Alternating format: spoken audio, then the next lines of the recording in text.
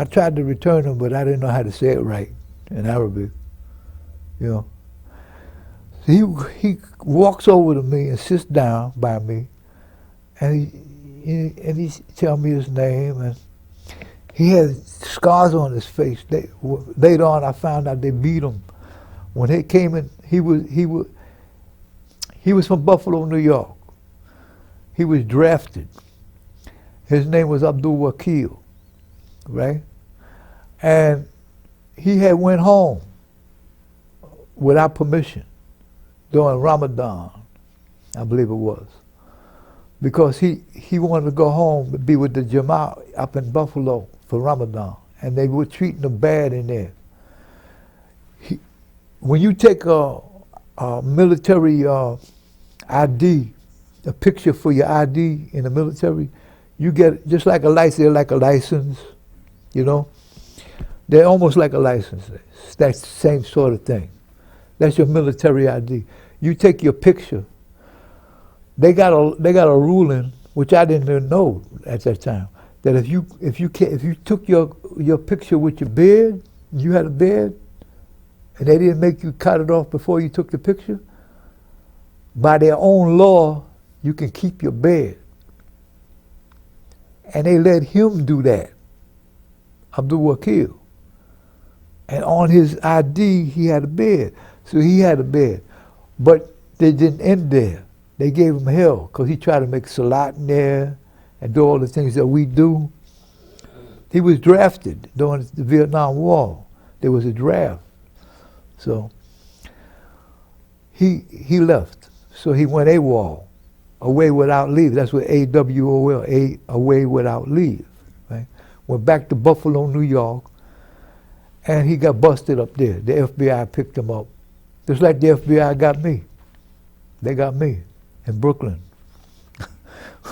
When I left, and they got me. So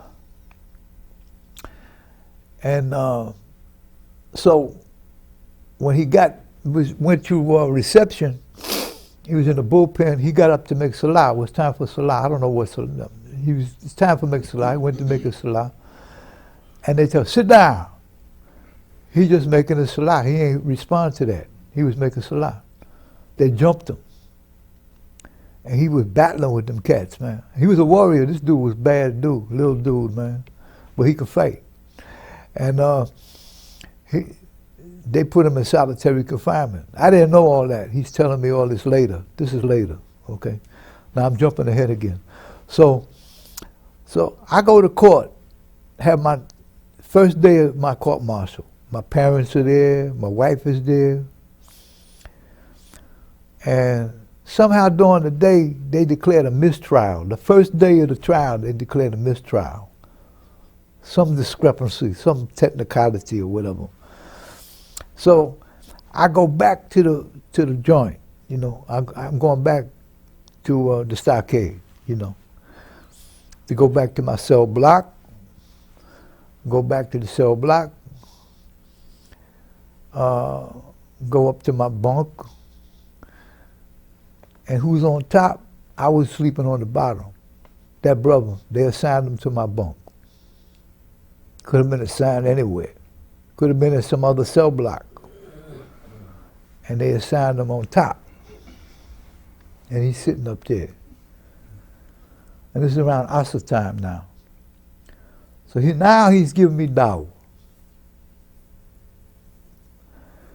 At Asr time, by Maghrib, I took Shahada.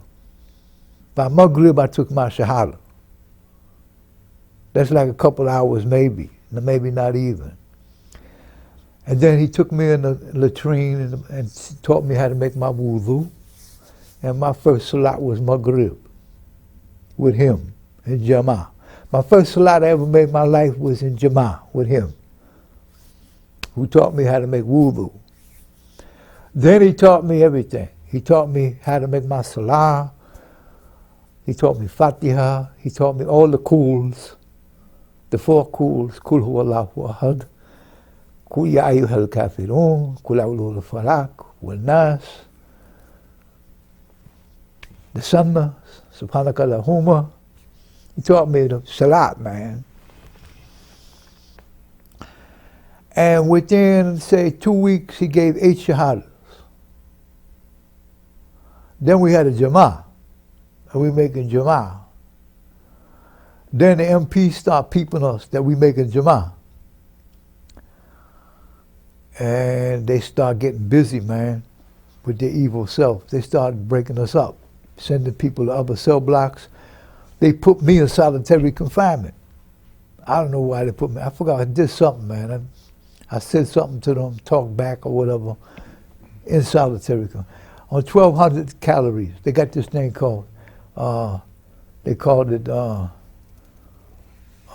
bird food or something. 1,200, just 1,200 calories ain't nothing, man. They ain't let you have no meat or nothing. It was crazy.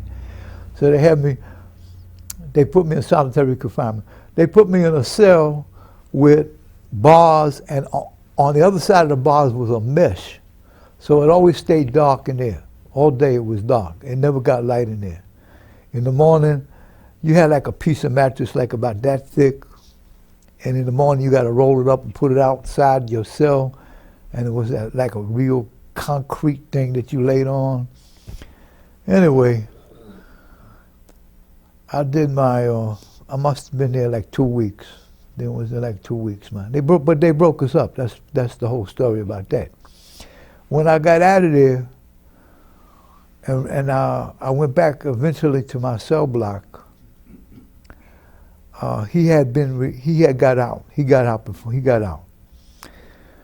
With me, I didn't get out. They was going to retry me. And I had got a blood clot. A blood clot developed in my leg. And there was a sergeant that was in charge of the MPs in there. Sergeant Nelson. He was a black dude from Philly. Nasty dude, man. He didn't like me. He hated me. I never did nothing to him, but it doesn't make no difference. So he hated me. He wouldn't let me go to the infirmary. He wouldn't let me go to get checked for the blood clot. He wouldn't let me go. And then we had to walk to the mess hall to go eat. I could hardly walk. So people used to bring me food, and he told them if he catch them bringing me food, they go into solitary. So they stopped bringing me food. So I was praying and everything, the best I could. And by that time, there was no other Muslims in the cell block. So I look out the window, the infirmary, what do they call the infirmary? That's what they call it, I believe, if I remember correctly. It was, it's where you get checked medically if you get any issue. There was a doctor in there, and there was some nurses or whatever. And it was right opposite my cell block. I could see it out my window. I see this dude, he's a sergeant, outside walking towards there in front of my cell block. I look at his patch on his arm. He came from my outfit in the 82nd Airborne Division. I can tell by the patch. So I yell out the window, Sarge, I said, Sarge. He's looking. I said, I'm here. I said, I said 80 Dukes. I said I was in 82nd. I said, I mentioned what part of the 82nd. He knew I wasn't BSing, because you couldn't know that if you wasn't in there. And I said, they're not letting me go to get seen. I got a blood clot in my leg, man. And he got pissed off. He told the turnkey, he said, open that gate right now. I'll have the IG down here. That's the Inspector General. He opened that gate.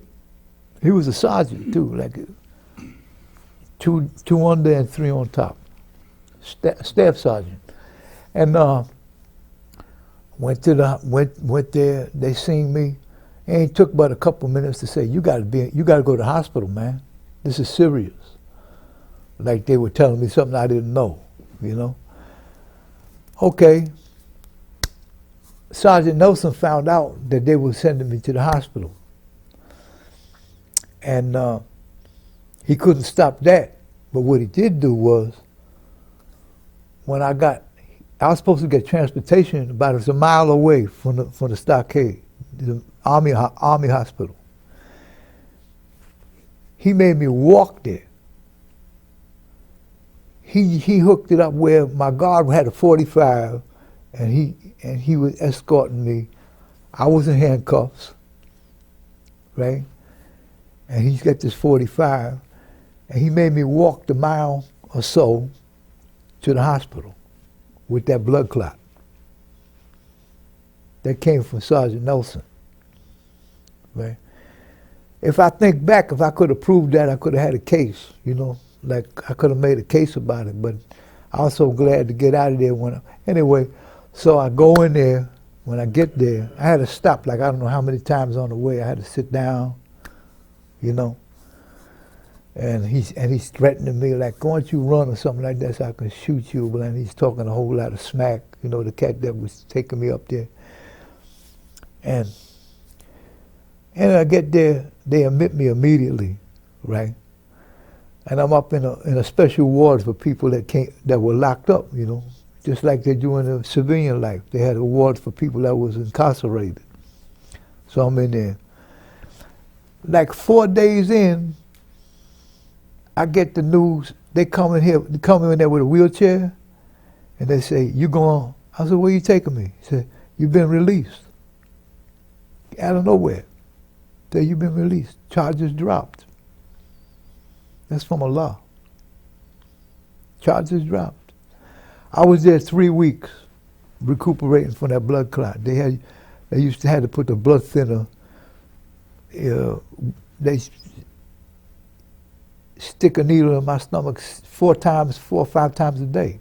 Heparin, they called it heparin, blood thinner. I was there 3 weeks. When I got out of there, they put me to, I forgot the name of it. It was the thing when you're getting discharged, when you're getting out of the service, but it takes like a week to process you, you know. And they let me get off and visit, go home for a weekend or whatever, but you had to come back there. So finally, I got discharged and whatnot, came home to Brooklyn. And by the way, when I got out and I was there for that period waiting on discharge, Brother Abdul Wakil, I met him on the base. He wasn't locked up, but he was on the base. Fort Dix, New Jersey. Fort Dix, New Jersey, man. And he gave me his phone number and all that. So when I got back to Brooklyn, I used to call him, like if I had a religious question about the dean or something, I'd call him. I didn't know nobody else, I knew him. And now I'm home. My wife had not yet taken Shahada, but she was very respectful and she cooked the right food and everything. She was cool. About early 71, she took Shahada. And she's a strong Muslim sister ever since, you know. So I'm on the train that day, and I told you the story. I'm on the train going to the draft board to get reclassified, right? Because now I'm a veteran and I just got out, and I got an honorable discharge. They were trying to give me a dishonorable, and they were trying to put me away for about 3 years. Didn't happen. They let me go, had an honorable discharge, and I'm on the train now to go reclassify on the subway, and these Muslim brothers